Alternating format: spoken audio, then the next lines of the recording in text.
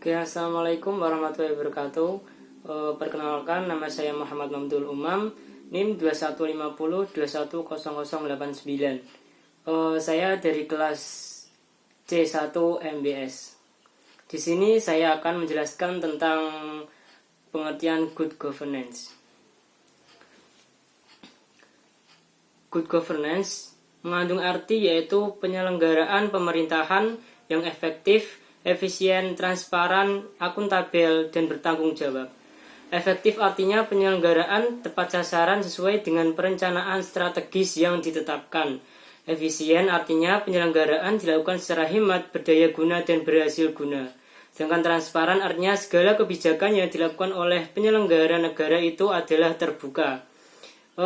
Semua orang dapat melakukan pengawasan secara langsung sehingga mereka dapat memberikan penilaian kinerjanya terhadap hasil yang dicapai. Sedangkan akuntabel artinya penyelenggara pemerintah bertanggung jawab terhadap kebijakan yang ditetapkan, serta mempertanggungjawabkan kinerjanya kepada seluruh warga negara pada setiap akhir tahun penyelenggaraan pemerintahan. Yang kedua yaitu prinsip dalam good governance. Prinsip-prinsip good governance menurut Kamus Besar Bahasa Indonesia dikatakan bahwa prinsip mengandung pengertian yaitu asas, kebenaran yang menjadi pokok dasar pemikiran dan bertindak dan sebagainya. Secara harfiah, prinsip dapat diartikan sebagai dasar yang menjadi pedoman yang dijunjung tinggi oleh seseorang atau kelompok karena diyakini kebenarannya. Faktor yang ditekankan di sini adalah bagaimana suatu prinsip dapat diterapkan secara nyata dalam kehidupan sehari-hari sebagai suatu kebenaran umum, bukan sekedar mengetahui atau memahami saja hakikat daripada prinsip itu sendiri. Dalam peraturan pemerintahan nomor 101 tahun 2000, prinsip-prinsip pemerintahan yang baik terdiri dari yang pertama profesionalitas, yang kedua akuntabilitas, yang ketiga transparansi, yang keempat pelayanan prima, yang kelima demokrasi dan partisipasi, yang keenam efisien dan efektivitas, yang ketujuh supremasi hukum dan dapat diterima oleh seluruh masyarakat. Terus yang ketiga yaitu penerapan good governance di era pemerintahan Orde Baru. Salah satu citra buruk pemerintahan ditandai dengan syaratnya KKN telah membuat fase sejarah dalam kehidupan berpolitikan bangsa Indonesia. Sebagai kelanjutannya, muncullah reformasi. Di antara isu reformasi yang diwacanakan oleh para elit politik adalah good governance. Ada beberapa indikator yang memastikan bahwa good governance sudah terlaksana di Indonesia. Indikator tersebut antara lain pemerintahan. Dalam pemerintahan terdapat poin-poin yang pertama menciptakan kondisi politik, ekonomi, dan sosial yang stabil. Terus yang kedua membuat peraturan yang efektif dan berkeadilan. Serta yang ketiga menyediakan public service yang efektif dan akuntabel. Yang keempat menegakkan HAM. Yang kelima melindungi lingkungan hidup.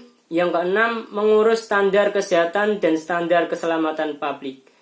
Terus yang ketiga adanya sektor swasta atau dunia usaha. Dalam poin ini yang pertama untuk menjalankan industri. Terus yang kedua menciptakan lapangan kerja. Terus yang ketiga menyediakan insentif bagi karyawan. Yang keempat meningkatkan standar hidup masyarakat. Yang kelima memelihara lingkungan hidup. Yang keenam menaati peraturan.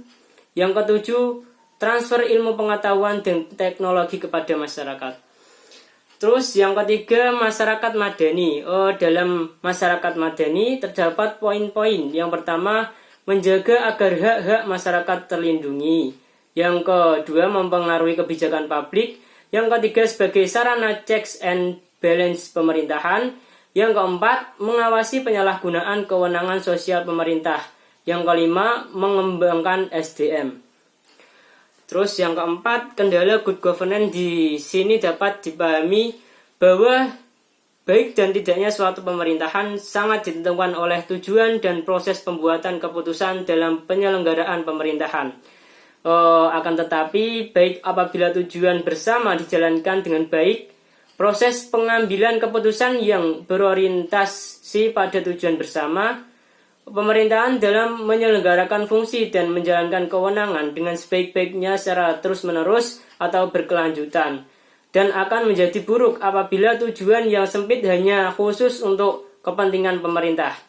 Proses pengambilan keputusan ditentukan sendiri oleh pemerintah dan disalahgunakan.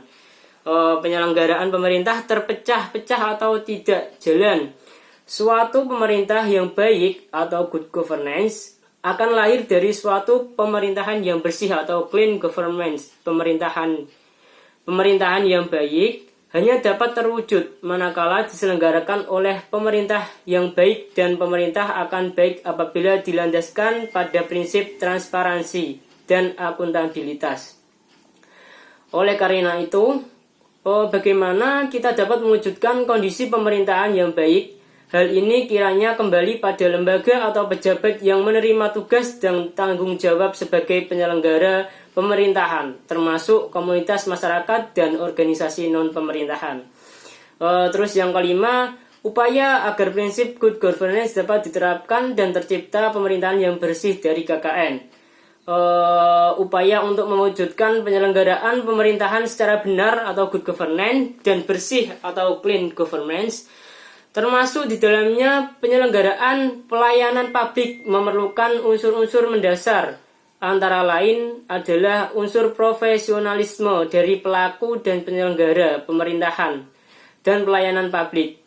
Terabaikannya unsur-unsur profesionalisme dalam menjalankan tugas dan fungsi organisasi, pemerintah akan berdampak kepada menurunnya kualitas penyelenggaraan pemerintah dan pelayanan publik.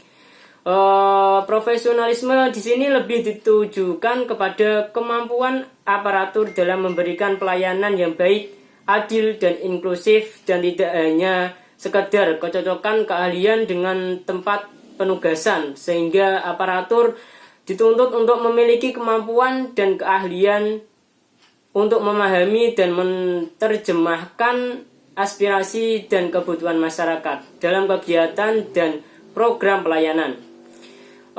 Untuk mencapai good governance dalam tata pemerintahan di Indonesia, maka prinsip-prinsip good governance hendaknya ditegakkan dalam berbagai institusi penting pemerintahan dengan melaksanakan prinsip-prinsip good governance. Maka 3 pilarnya yaitu pemerintahan, korporasi, dan masyarakat sipil hendaknya saling menjaga, saling support, dan berpartisipasi aktif dalam penyelenggaraan pemerintahan yang sedang dilakukan. Membangun good governance adalah mengubah cara kerja state, membuat pemerintahan akuntabel, dan membangun pelaku-pelaku di luar negara cakap untuk ikut berperan dan membuat sistem baru yang bermanfaat secara umum. Dalam konteks ini, ada satu tujuan pembangunan yang dapat diwujudkan dengan baik hanya dengan mengubah karakteristik dan cara kerja. Institusi negara dan pemerintahan good governance dapat diukur dan dibangun dari indikator-indikator yang kompleks dan masing-masing menunjukkan tujuannya. Tata pemerintahan yang baik memiliki ciri-ciri sebagai berikut. Yang pertama, mengikut sertakan semua masyarakat. Terus yang kedua, transparan dan bertanggung jawab. Yang ketiga, efektif dan adil. Yang keempat, menjamin adanya supremasi hukum. Yang kelima, menjamin prioritas politik, sosial, dan ekonomi didasarkan konsensus masyarakat. Terus yang keenam, memperhatikan kepentingan masyarakat yang paling miskin dan lemah dalam pengambilan keputusan menyangkut alokasi pembangunan. Suatu pemerintahan yang baik akan lahir dari suatu pemerintahan yang bersih. Pemerintahan yang baik hanya dapat terwujud manakala diselenggarakan oleh pemerintahan yang baik, dan pemerintahan akan baik apabila dilandaskan pada prinsip transparansi dan akuntabilitas. Oleh karena itu, bagaimana dapat mewujudkan kondisi pemerintahan yang baik? Hal ini kiranya kembali pada lembaga atau pejabat yang menerima tugas dan tanggung jawab sebagai penyelenggara pemerintahan, termasuk komunitas masyarakat dan organisasi non-pemerintahan.